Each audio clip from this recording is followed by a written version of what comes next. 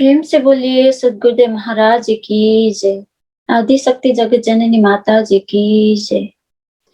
गुरुर ब्रह्मा गुरुर विष्णु गुरुर्देवा महेश्वरा गुरुदेव साक्षात् परम ब्रह्मा तस्मै श्री गुरुदेव नमः। तस्मै श्री गुरुदेव नमः। गुरु को कीजिए दंडवत कोटि कोटि प्रणाम। कीर्तन जाने भृंग को गुरु कर ले आप समान।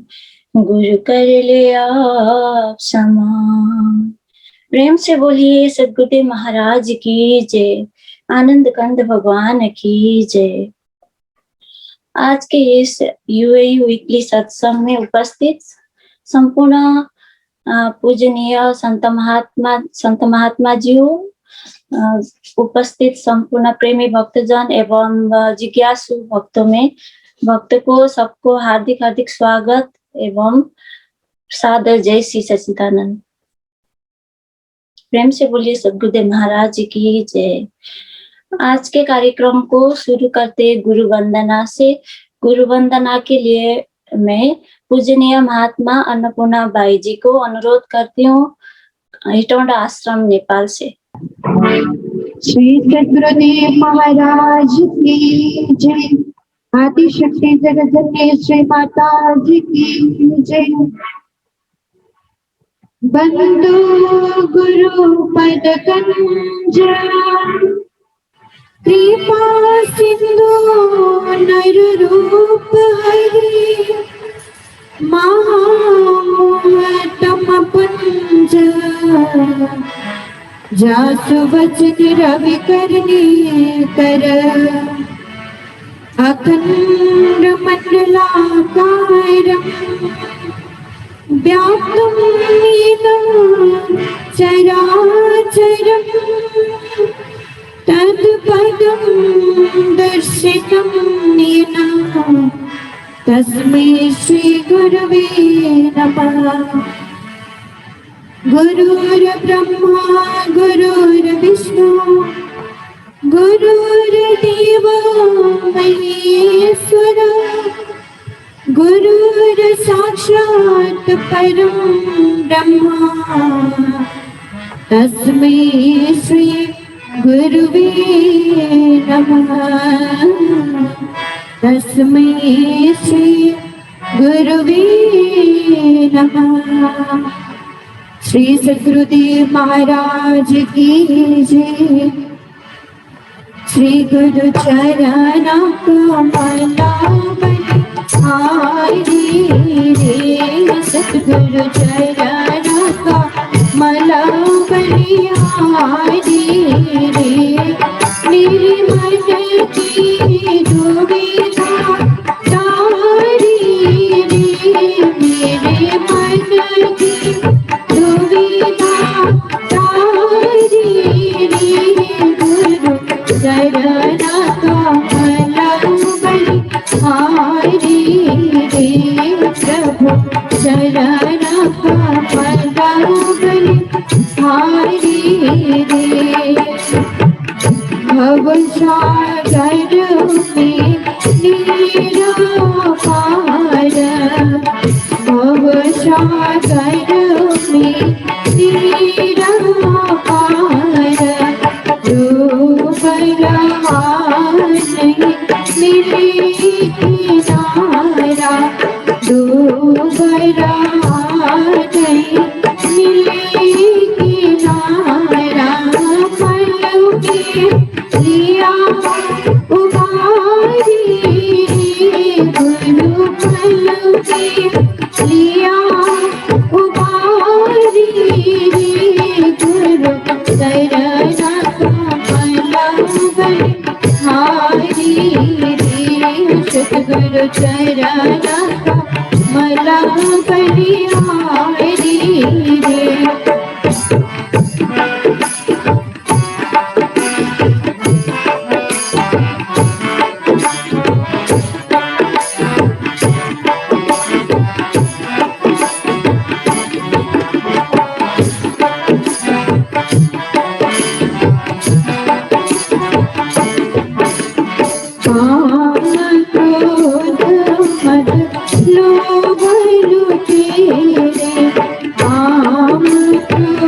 मद लोभ लुटेरे, जन्म जन्म के बैरी मेरे, जन्म जन्म के बैरी मेरे, सबको देना मारी रे गुरु, सबको देना मारी रे गुरु, चरणा का मला बलिहारी रे, सद्गुरु चरणा का मला बलिहारी रे।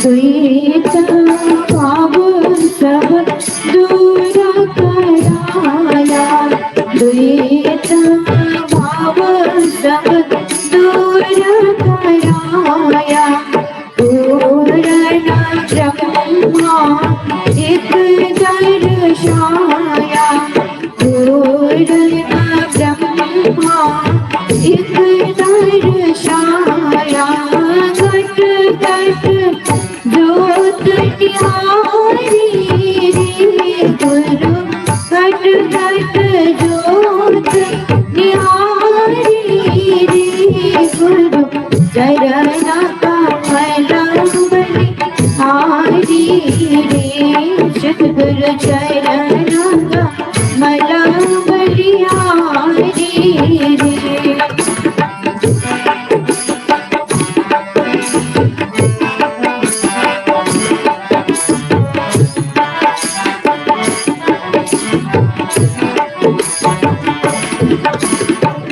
योग गत गुरु देव बताई, योग गत गुरु देव बताई, ब्रह्मानंद शांति मनाए, ब्रह्मानंद शांति मनाए, मानुष देह सुधारी रे गुरु, मानुष देह सुधारी रे गुरु, चरणा का मला बलिहारी रे, सद्गुरु चरणा का मला बलिहारी रे। मेरे मन की दुविधा तारी रे, मेरे मन की दुविधा तारी रे गुरु, चरणा का मला बलिहारी रे प्रभु, चरणा का मला बलिहारी रे, सद्गुरु चरणा का मला बलिहारी रे। श्री सद्गुरुदेव महाराज की जय, आदिशक्ति जगतजननी श्री माता जी की जय।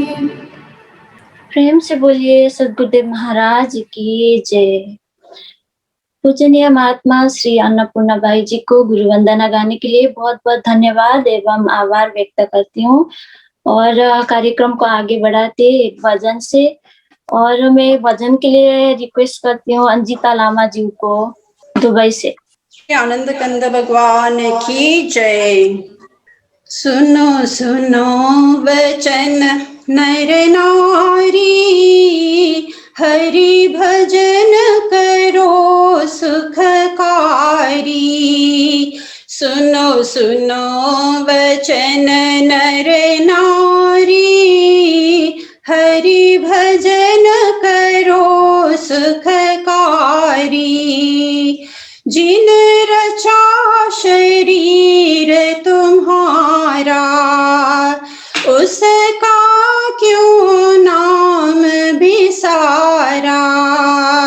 जिन रचा शरीर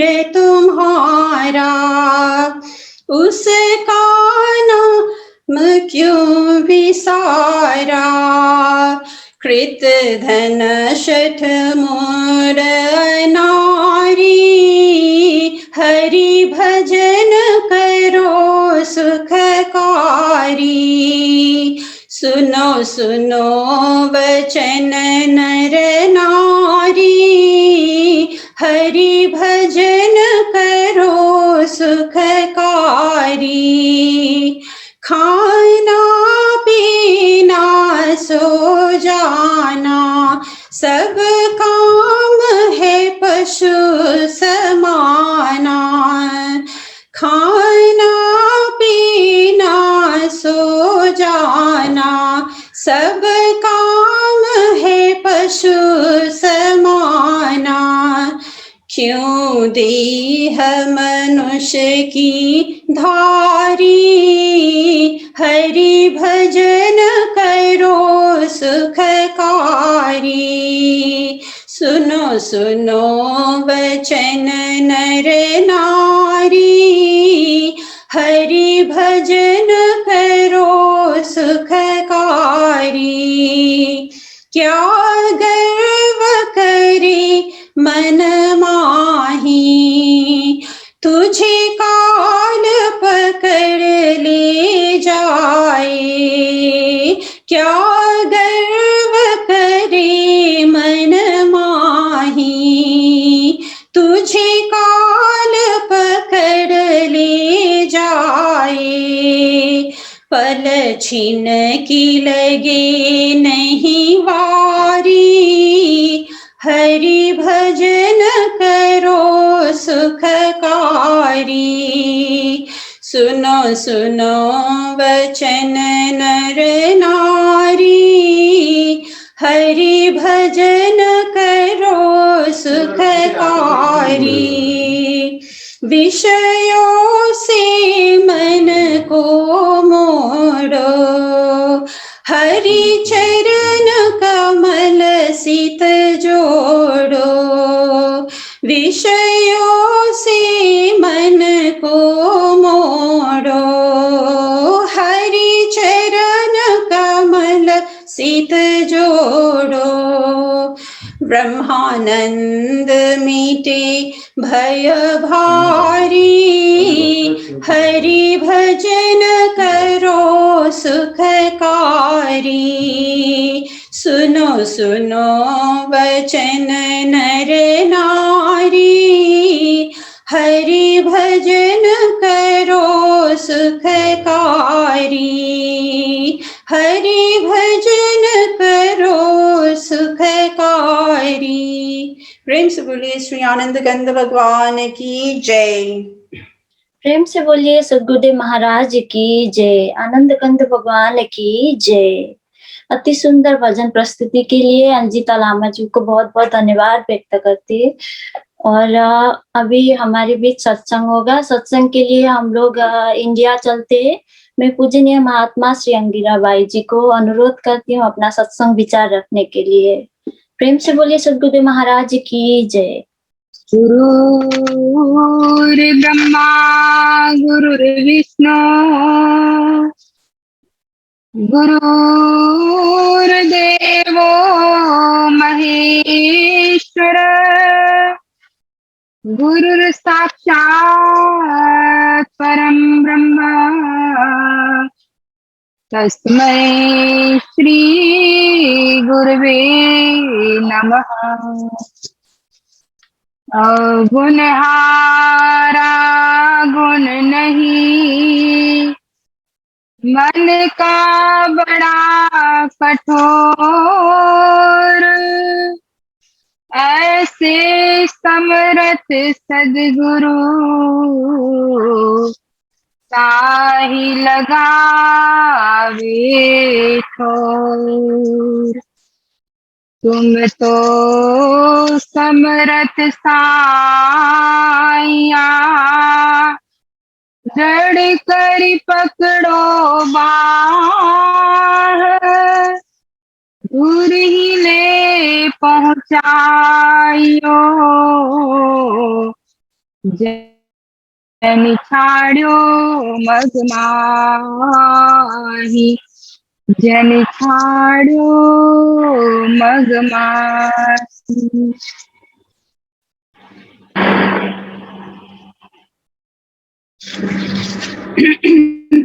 बोली श्री सदगुरुदेव महाराज की जय। परमाराध्य जगतजननी श्री माता जी की जय। परमाराध्य श्री अमृता माता जी की जय। सभी महान दिव्य विभूतियों की जय। सत्य सनातन धर्म की जय। सांचे दरबार की जय।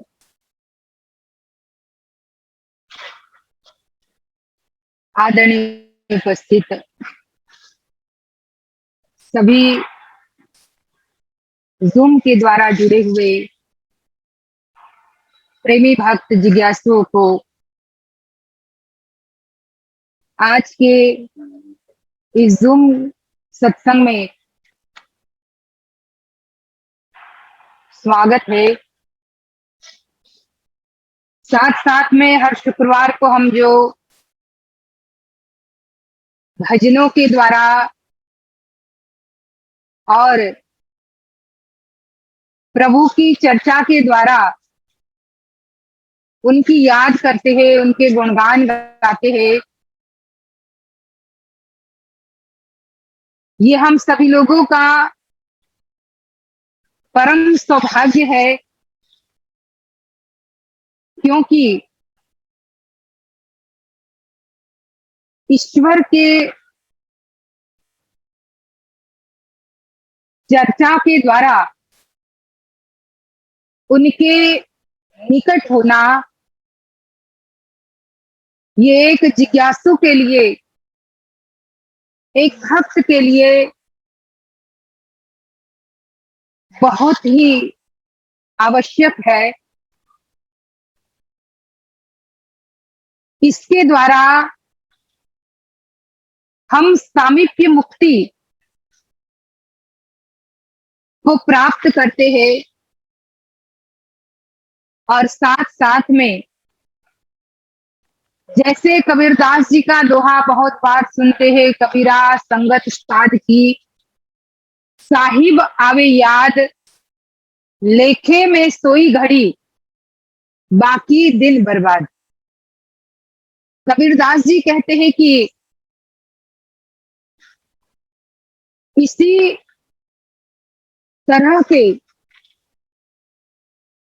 कांग्रेगेशन से एक जीव अपने जीवन में प्रभु की याद, प्रभु की निकटता प्राप्त करता है। और जैसे ही प्रभु की याद आई तो वही घड़ी तो हम सब जीवों के लिए उत्तम मानी गई। उसी घड़ी की कमाई हमारे जीवन के अकाउंट में लिखी जाएगी। वैसे तो दिन की सारी घड़ियां हम, सारे पल हम या तो माया की याद में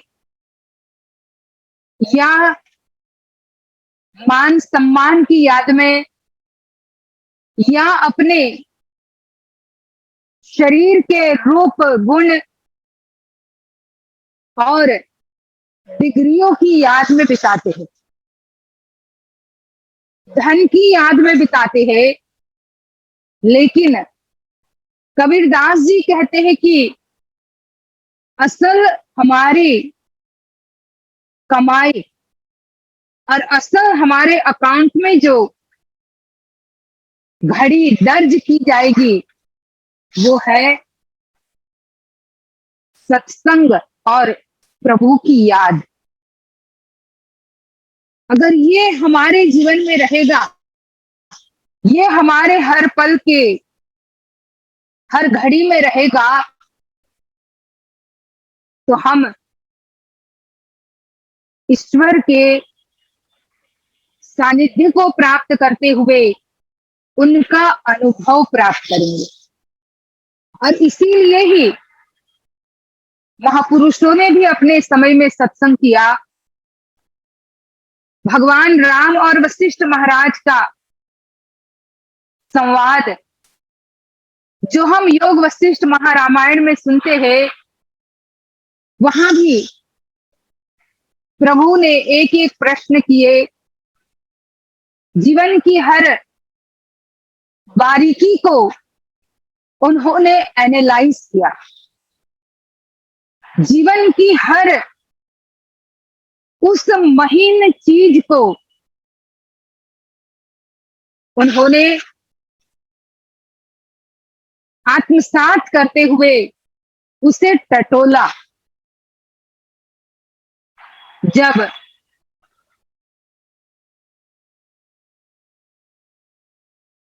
पंद्रह साल के थे, अभी 16वां शुरू हुआ था, उस समय वो पूरे तीर्थ भ्रमण में, तीर्थ स्थानों में जाते हैं, ऋषियों की सेवा करते हैं, ऋषियों के द्वारा सत्संग सुनते हैं। और जब वहां से वापस आए, केवल 16 साल की आयु थी, पर उन ऋषियों के सत्संग ने प्रभु राम के जीवन में एक ऐसा, उनके जीवन में मोड़ आया, एक ऐसा टर्निंग पॉइंट आया कि जहां साधु संत ऋषियों के सत्संग के एक एक शब्द को वो चकासते गए, एक एक शब्द के ऊपर इतना उन्होंने गहन विचार किया।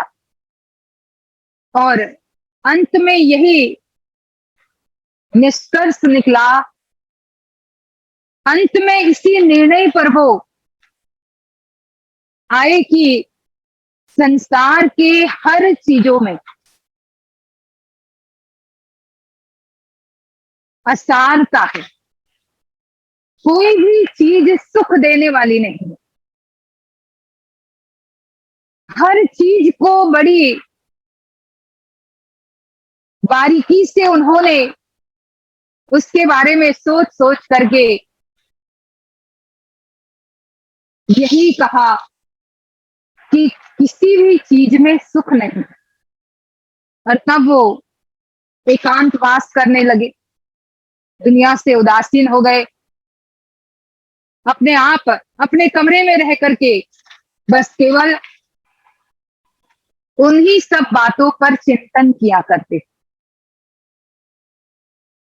वैसे सत्संग तो हमने भी बहुत सुना, लेकिन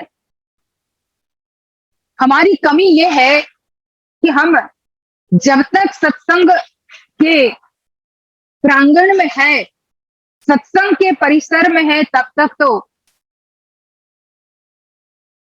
इतने ज्यादा ज्ञान और वैराग्य से भरपूर रहेंगे, लेकिन जैसे ही सत्संग का परिसर हमसे अलग हुआ या हम उस परिसर से बाहर निकले, तो फिर हम सारी बातें भूल जाते हैं। हम उस सत्य को भूल जाते हैं। हमारे अंदर जो वैराग्य होता है वो भी जैसे सोडा बोतल की तरह, जिसे स्मशान का वैराग्य कहा जाता है। स्मशान में व्यक्ति जाता है किसी को अग्निदाह के लिए, दफनाने के लिए, उस समय तो बड़ा वैराग्यपूर्ण जीवन उसका होता है, बातें इतनी हाई लेवल की ब्रह्म ज्ञान की, वैराग्य की करेंगे। कोई तीसरा व्यक्ति सुनता होगा, वो वही सोचता होगा कि अब इसके बाद तो ये जरूर भक्ति भजन में इतना मस्त हो जाएगा, लेकिन जैसे ही वहां से वापस आते हैं, वापस आना भी छोड़ो, आजकल तो वहीं शमशान के पार इधर उस पार्थिव शरीर को आग लगा दी जाती है। इधर जब तक उसका इंतजार किया जाता है, वहीं पर तेरी मेरी दुनियादारी, बिजनेस की और कामों की बातें चलने लगती। प्रभु राम ने जो सुना,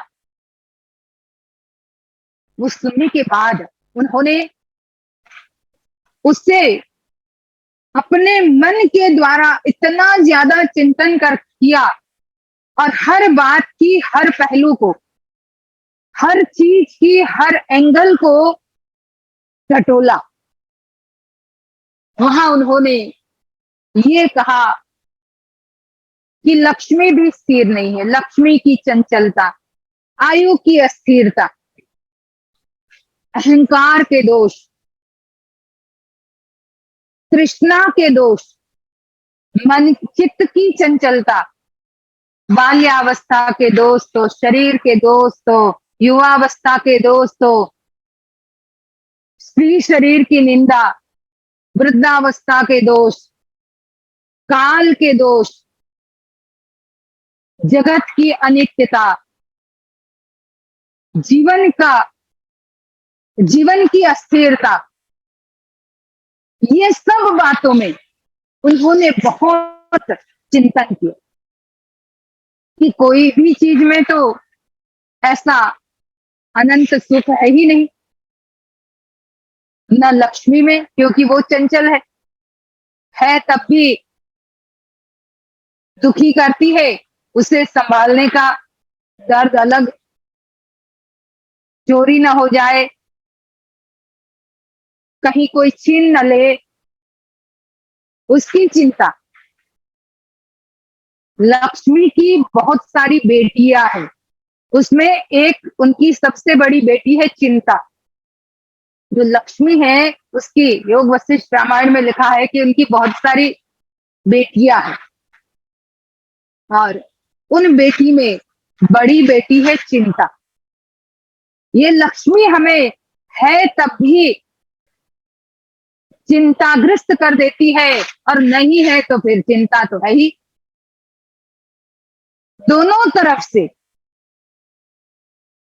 तो ज्ञानी लोग कहते हैं कि जिस चीज में सुख ही नहीं है, जो हमें चिंता ग्रस्त कर देती है, क्योंकि चिता तो फिर भी एक ही बार जलाती है। चिता समझते हो, फायर जो होता है, दैट फायर, चिता एक ही बार जलाती है। लेकिन चिंता, जिसमें केवल एक बिंदी का ही फर्क है चिता और चिंता में, लेकिन वो एक बिंदी हमारे जीवन को पूरा उलट पुलट कर देती है। चिंता व्यक्ति को हर पल जलाती है, और ऐसे समय में मन का स्थिर रहना नामुमकिन है। अगर आप चिंताग्रस्त हो तो आपका मन किसी भी चीज में आनंद का अनुभव नहीं करेगा, सुख का अनुभव नहीं करेगा। चाहे कितनी अपने मन भावन चीजें हमारे सामने रख दी जाए, लेकिन जब चिंता से घिरा हुआ मन है तो वो अपनी मन भावन वस्तु भी हमें सुहाती नहीं है। ज्ञानी लोग कहते हैं, इसीलिए जिस चीज में केवल चिंता ही चिंता है, दुख ही दुख है, तो वो हमें आनंद कैसे दे सकती है।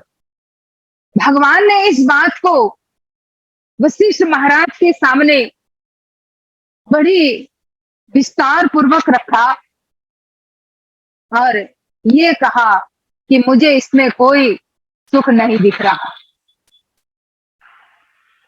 फिर उन्होंने कहा कि आयु की अस्थिरता, ये भी तो हम जानते हैं, ये अस्थिर है। हमारी जो आयु है, हमारी जो एज है, हम जो पल पल मृत्यु की तरफ जा रहे हैं, ये निश्चित है। इसका मतलब हमारी आयु स्थिर नहीं है, ये बदलती रहती है, अस्थिर है। इस आयु की अस्थिरता के लिए उन्होंने कुछ एग्जाम्पल दिए और उन्होंने कहा कि जैसे पत्ते के ऊपर ओस की बिंदु पड़ती है, वो कितनी देर तक रहेगी। जो ओस की बिंदु, शीत की बिंदु जो पत्ते के ऊपर लीव्स पर रहती है, वो ज्यादा देर तक नहीं टिकेगी वहां।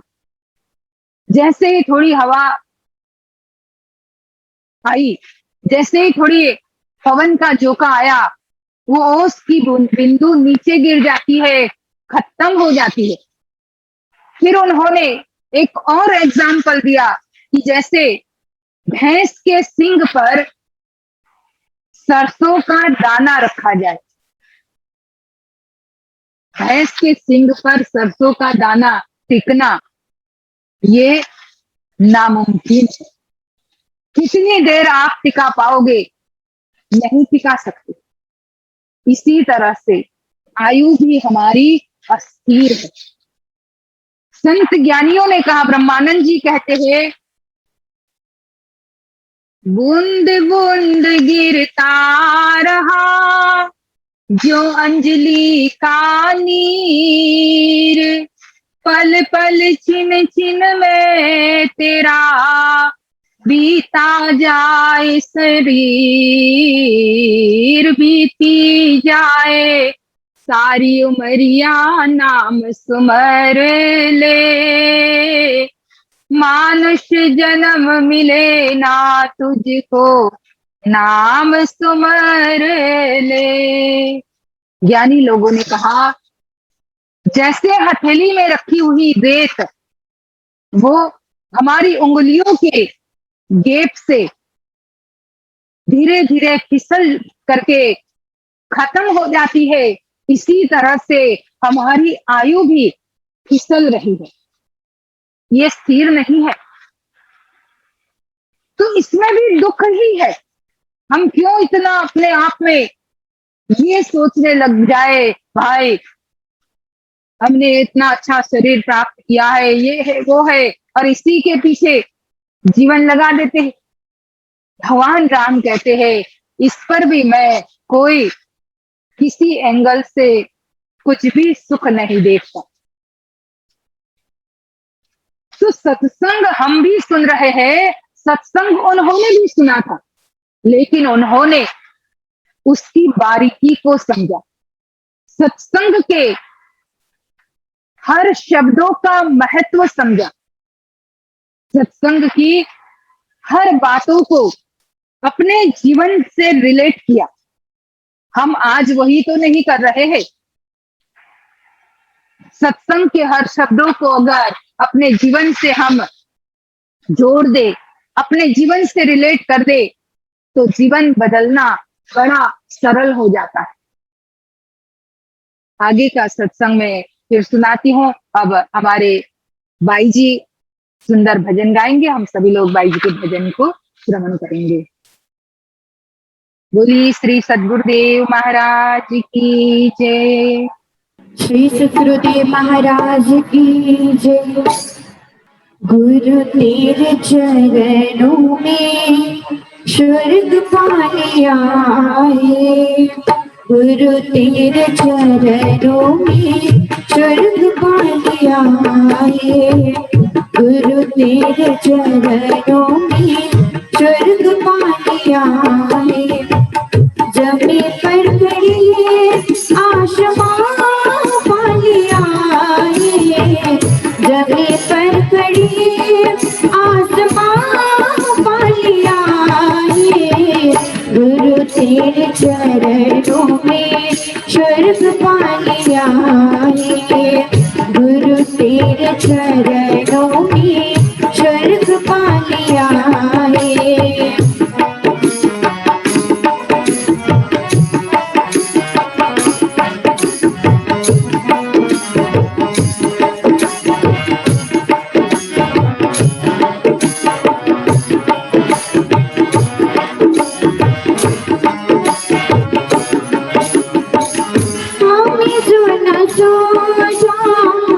सजाया हो तूने, बना जो नाम से बनाया हो तूने, हमें जो न सोचा सजाया हो तूने, बना जो नाम से बनाया हो तूने, मरुस्थल में हमने जान वालिया,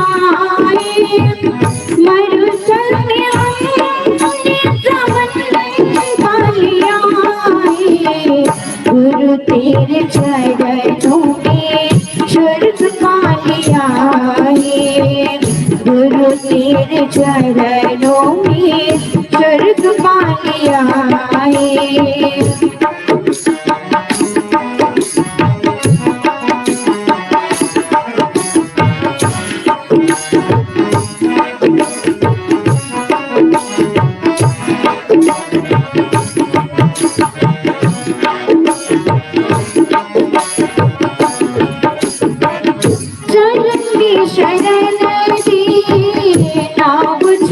देना सदा के लिए प्रेम से जोड़ देना, चरण की शरण देना छोड़ देना, सदा के लिए प्रेम से जोड़ देना, बड़ी तृप्त जीवन रस पा लिया,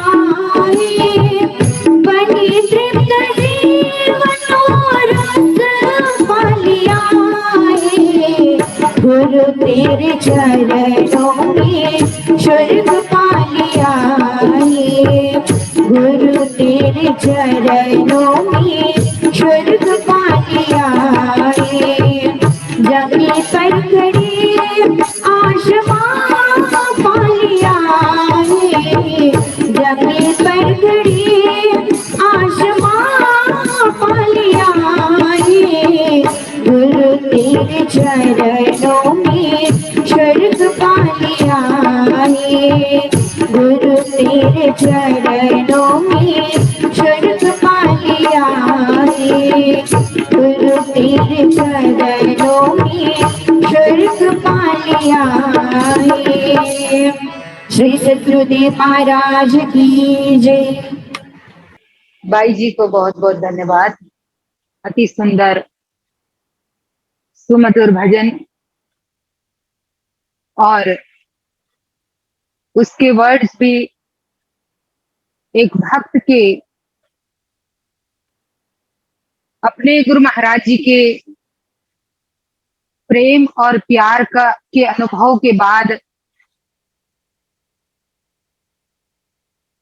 हृदय के उद्गार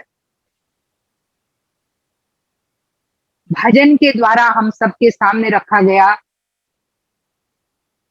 कि गुरु तेरे चरणों में स्वर्ग पा लिया है। और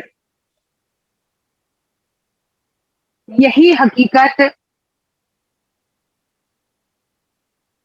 जब एक साधक ध्यान करने के बाद खुद को अपने गुरु महाराज जी को समर्पित कर देता है तो उन्हें हर परिस्थिति स्वर्ग के समान ही लगती है। स्वर्ग से भी सुंदर गुरु महाराज का जो दरबार है, कितनी बार लोग गाते हैं, स्वर्ग से सुंदर जग से निराला सतगुरु का दरबार। स्वर्ग से भी उत्तम एक ऐसे अनुभव को भक्त पा लेता है कि जिस अनुभव को पाने के बाद हर सुख दुख की परिस्थिति में भक्त सम रहता है। और इसीलिए ही प्रभु राम ने गुरु के महत्व को बताने के लिए भी इन सब बातों पर बड़ा गहरा विचार किया कि ये सब क्वेश्चंस जब एक दिन मेरे गुरु के सामने आएंगे और उनके द्वारा जो मुझे अध्यात्म का रास्ता मिलेगा वही मेरे गुरु महाराज जी के महत्व को, मेरे गुरु महाराज जी की महिमा को, मेरे गुरु महाराज जी का मेरे जीवन में क्या स्थान है, ये आने वाली पीढ़ी के सामने, आने वाले समाज के सामने एक आदर्श रहेगा। और इसीलिए ही हर महापुरुषों ने अपने समय में गुरु के महत्व को हमें बताया। प्रभु राम ने भी और किसी के सामने ये बातें नहीं रखी, अपने परिवार के सामने ये बातें नहीं रखी। यहां तक कहा जाता है कि राजा दशरथ ने उनको पूछा भी कि ऐसा क्या हो गया कि तुम दिन पर दिन इतने कृशकाय होते जा रहे हो, इतने पतले होते जा रहे हो, ऐसा क्या हुआ है कि तुम इस महलों के सुख में उदासीन रहते हो, ऐसा क्या हुआ है कि तुम हमेशा अपने कक्ष में अकेले कुछ चिंतन में अपने समय को गुजारते हो। तो भगवान राम ने राजा दशरथ को केवल इतना ही कह करके कि नहीं पिता महाराज ऐसी कोई बात नहीं है, ये कह करके टाल दिया, क्योंकि वो जानते थे कि रोग उन्हीं के सामने रोग की बात करनी चाहिए जिन्हें उस रोग के क्योर की जानकारी है, उस रोग के ट्रीटमेंट की जानकारी है। अगर वही नहीं है, जिसके पास क्योर नहीं है, उनके पास आप अपने रोग की बात करोगे, इधर उधर से आपको थोड़ा समझा देंगे, लेकिन जिस रोग के स्पेशलिस्ट के पास जाएंगे तो रोग अच्छे से डायग्नोज होगा, फिर उसके अच्छे से ट्रीटमेंट होगी। आजकल तो अगर किसी के भी सामने कुछ कहा जाए, जरा सी खांसी भी हो जाए तो इतने सारे डॉक्टर हमारे सामने आ जाते हैं, जो भी सामने आएगा वो डॉक्टर बन जाता है। कोई कहेगा हल्दी वाला दूध पियो, तो कोई कहेगा नहीं नहीं शहद और काली मिर्च खाओ, कोई कहेगा अदरक का रस और शहद पियो। सब अपनी अपनी ट्रीटमेंट हमें बताने लग जाएंगे, सब अपना अपना जो भी उनको कहना है उस हिसाब से हमें अपनी तरफ से बताने लगते हैं। लेकिन जो सही उस रोग के डॉक्टर है, वो हमें सही सलाह दे करके एक ही रास्ते में चलने की बात करेंगे। तो प्रभु राम ने भी राजा दशरथ जी को कुछ नहीं कहा, ये कह दिया कि ऐसा कुछ नहीं है पिता महाराज। और तब वशिष्ठ महाराज ने जब पूछा, क्योंकि राजा दशरथ ने वशिष्ठ महाराज को, कुलगुरु को कहा, ऐसा क्या हो रहा है मेरे राम को। और उस समय विश्वामित्र जी भी आए हुए थे प्रभु राम को यज्ञ रक्षा के लिए ले जाने के लिए। उन्होंने भी देखा तो उन दोनों में, वशिष्ठ जी और विश्वामित्र जी दोनों में ये बात हुई कि इनको बोध की जरूरत है, इन्हें कोई दवाई की जरूरत नहीं है। बोध माने ज्ञान, और इस बात को प्रभु राम भी जानते थे, लेकिन उन्होंने हम सब जीवों के लिए ऐसी बातें छोटी छोटी वशिष्ठ महाराज के सामने रखी। जब उन्होंने पूछा तो उसमें उन्होंने चित्त की चंचलता, आयु की अस्थिरता और लक्ष्मी की चंचलता तो बताया ही, फिर कहा चित्त की चंचलता। और इस पर तो हम बहुत बार सत्संग सुनते रहते हैं कि यह मन कितना चंचल है, कितना अस्थिर है। इस मन की अस्थिरता के कारण ही तो, मन की चित्त की चंचलता के कारण ही तो हम अपनी खुद की चेतना भूले हुए थे। जो चित्त स्थिर हो जाए तो हमें अपनी चेतना का अनुभव होने लग जाए, क्योंकि हमारा चित्त स्थिर नहीं है, चित्त चंचल है। इसीलिए उस सत्य चित्त आनंद स्वरूप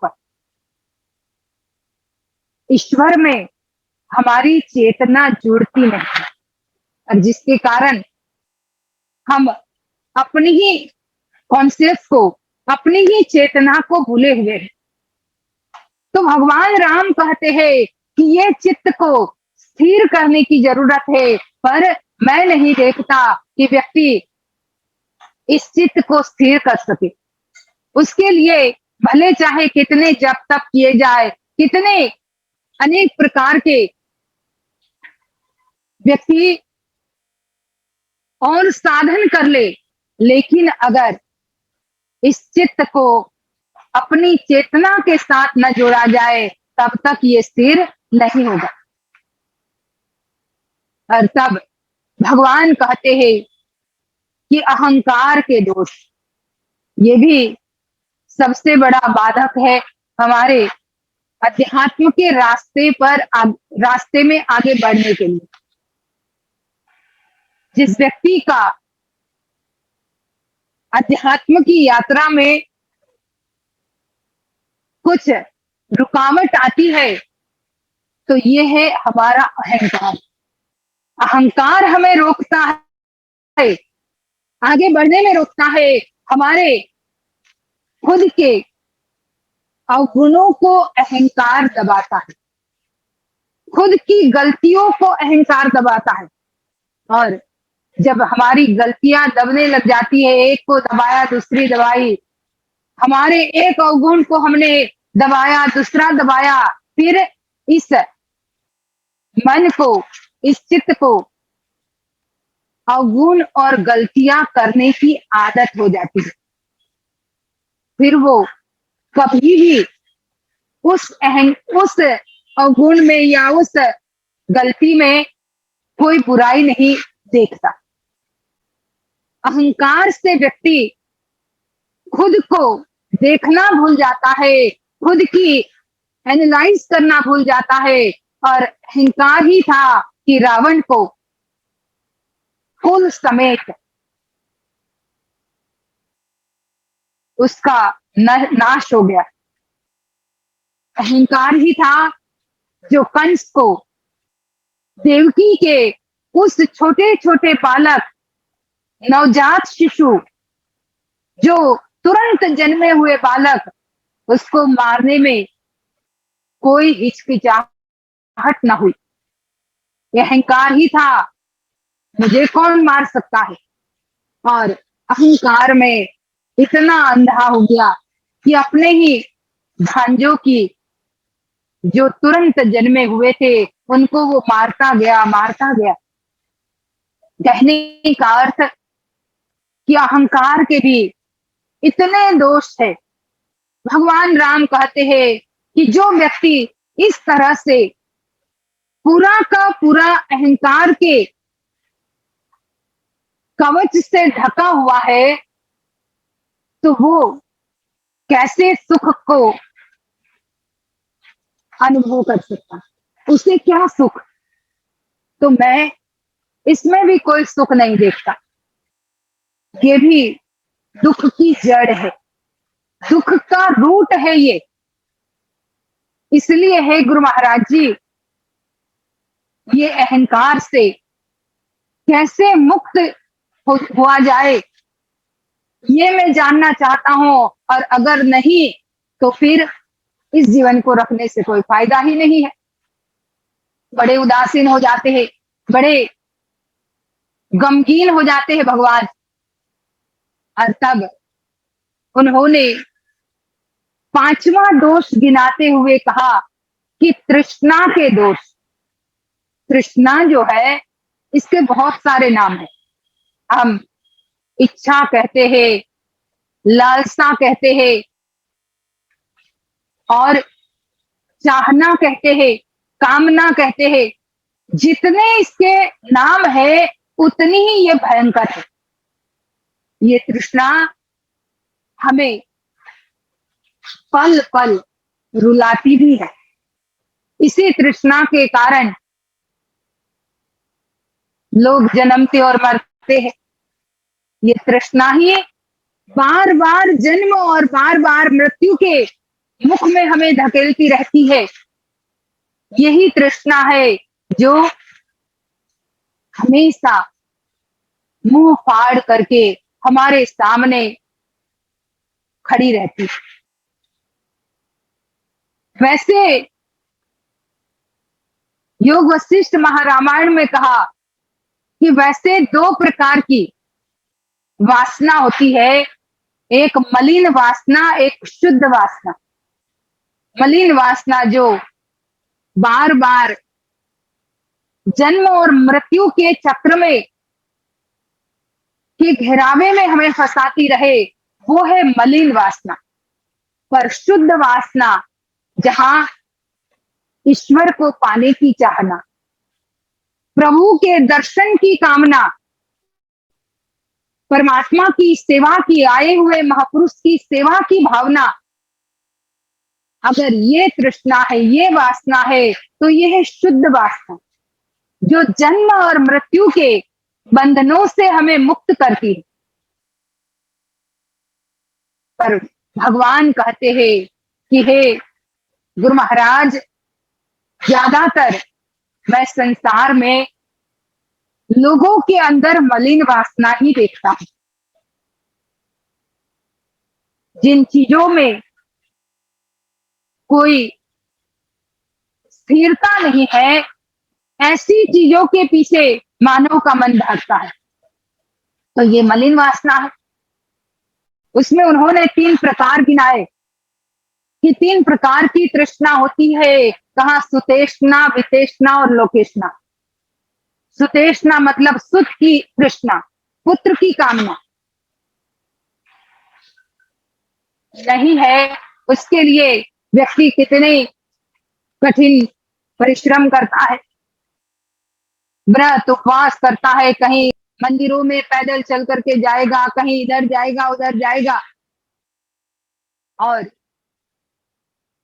यही सुतेष्णा, यही पुत्र की कामना अगर मरते समय रही, मरते समय वो बात याद आई, तो वहां पर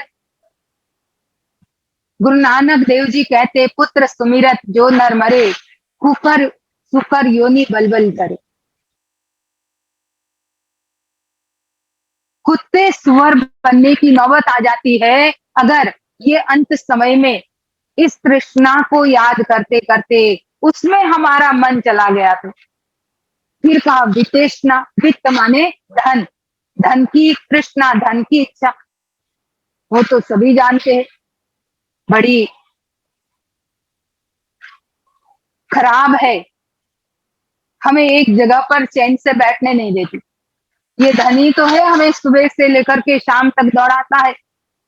इसी की तृष्णा है कि सुबह 8 बजे से पहले व्यक्ति निकल जाता है और शाम को 8 बजे तक अपने घर में आता है। घर में 2 रोटी भी अच्छे से परिवार के साथ बैठ करके नहीं खा पाता। खास करके विदेशों में आप देखो, हस्बैंड दिन में काम करता है तो वाइफ रात को काम करती है। दोनों हफ्ते में एक दिन ऐसा होता है कि दोनों मिलते हैं घर में ही रहते हुए। क्यों?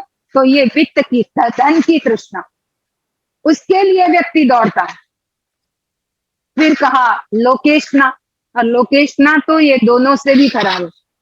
लोगों की तरफ से मान सम्मान की कामना, मान सम्मान की तृष्णा, उसके लिए भी व्यक्ति कितना कुछ करता है, कितने पाप भी करता है, कितने गलत कार्य भी करता है कि कहीं से भी कैसे भी करके लोगों की तरफ से कुछ वैसा मिल जाए, लोगों के तरफ से मुझे मान मिल जाए। कहने का अर्थ है कि महापुरुषों ने भी सत्संग सुना, पर उन लोगों ने सुन करके हमारे सामने उसका यथार्थ रूप रख दिया। सत्संग हम भी सुनते हैं, इतने सालों से सुनते हैं, हर रोज सुनते हैं। आजकल तो इस टेक्नोलॉजी के माध्यम से रोज दिन में 2-2, 3-3, 4-4 जगह जुड़ करके हम सत्संग सुनते रहते, पर हमारा सुनना और महापुरुषों के सुनने में बड़ा फर्क था। हम सुनने तक ही सीमित रहते हैं। जब तक इस प्लेटफॉर्म पर है तब तक तो बड़े ही ध्यान से सुनेंगे, लेकिन जैसे ही इस प्लेटफॉर्म से हटे फिर इसके एक शब्द पर भी कोई चिंतन नहीं, एक शब्द पर भी हम कोई गहन विचार नहीं करते हैं, और इसी के कारण हमारे जीवन में बदलाव नहीं आता। इतना सुनने के बाद भी परिवर्तन नहीं आता। लोग कहते भी है, दूसरे लोग, अरे इतने सालों से सुनता है, कुछ बदलाव तो दिखता नहीं है। इसलिए नहीं दिखता कि हम उसे अप्लाई नहीं करते हैं, हम उन शब्दों पर खुद को रख करके एनालाइज नहीं करते, और ये करने लग जाए तभी सत्संग के महत्व को समझा जाता है। और जब सत्संग का महत्व समझ में आ जाए तो फिर ज्ञान और गुरु महाराज जी की महिमा को व्यक्ति समाज के सामने रखते हुए, समाज के सामने इन्हीं गुणगान में अपने जीवन को लगाता है, जिसमें वो सच्चा सुख और आनंद पाता है। तो हम सभी लोग भी इसी तरह से सत्संग के हर शब्दों पर विचार करते हुए ज्ञान के मार्ग पर चले, और गुरु महाराज जी की जो ये ज्ञान की मशाल है, इस मशाल को समाज के सामने, संसार के सामने ऐसी प्रज्वलित करे कि जिसकी रोशनी में हम खुद भी आनंद प्राप्त करें, खुद भी उस परमात्मा के स्वरूप का हम अनुभव करें, और औरों को भी इसी मार्ग पर लगाते हुए परमात्मा के स्वरूप की बात करते हुए उन्हें उस बात पर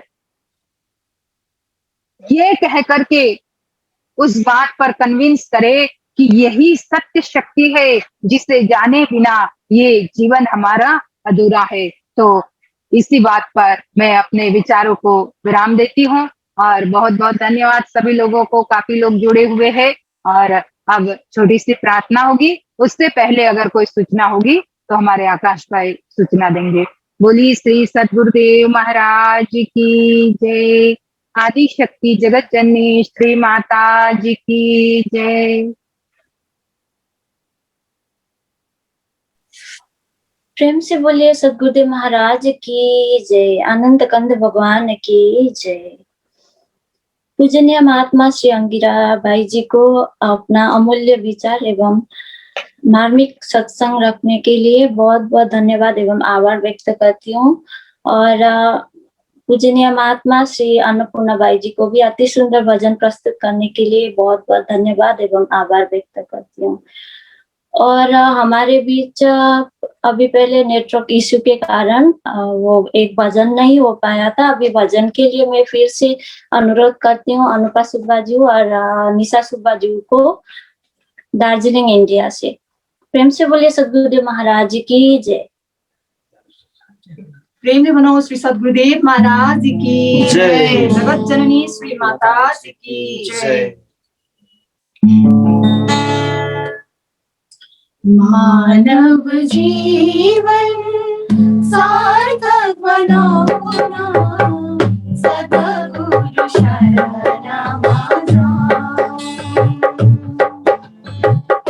गुरु को दर्शन आए हृदय मां, जगमग ज्योति जलाओ।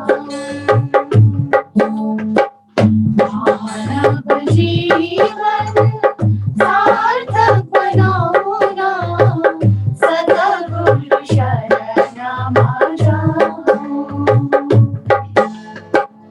झूठो माया झूठो काया, झूठो नहीं था यो संसार।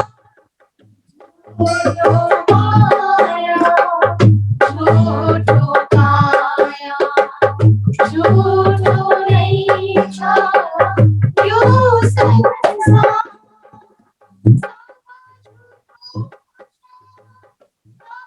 जीवन सावा झूठो सारा जीवन कमाई, सद्गुरु शरण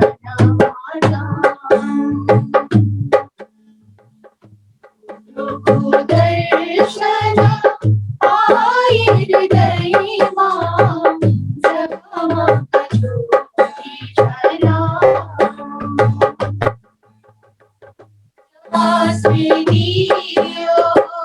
दिव्य जीवन आजा पानी चिन्नो छैना।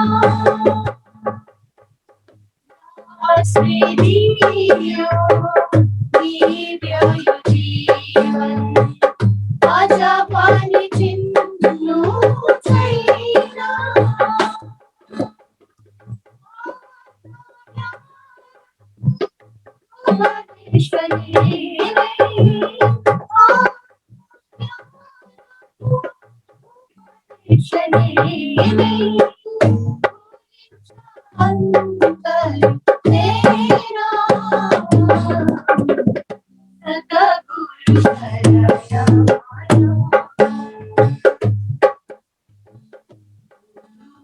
दर्शन आए हृदय मां, जगमग ज्योति जलाओ। नासमान विकरमा सजीवनी जीवनी। नासमान प्रीति विकरमा सजीवनी जीवनी।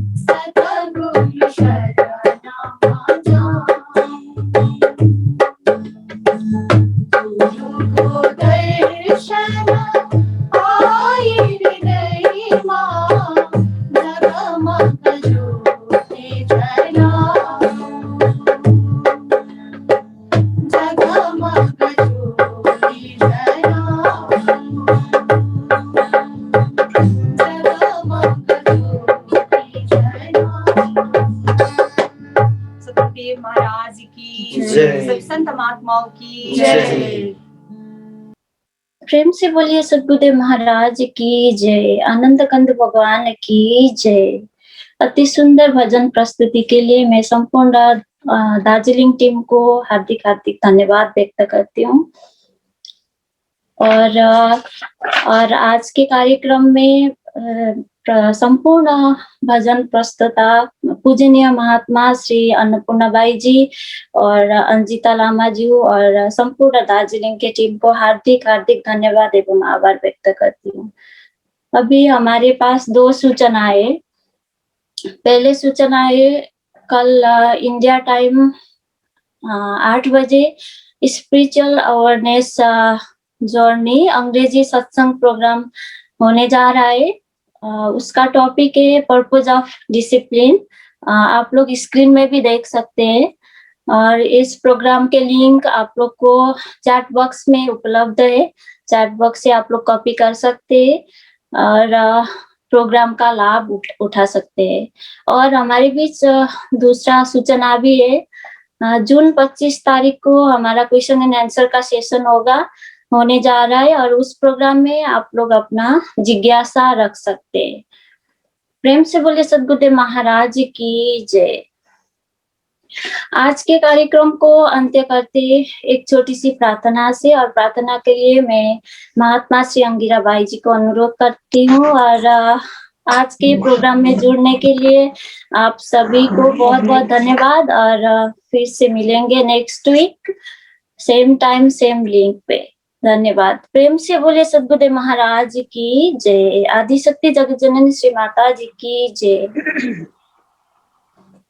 त्वमेव माता च पिता त्वमेव त्वमेव बन्धुश्च सखा त्वमेव त्वमेव विद्या द्रविणं त्वमेव त्वमेव सर्वं मम देव देव त्वमेव सर्वं मम देव देव त्वमेव सर्वं मम देव देव।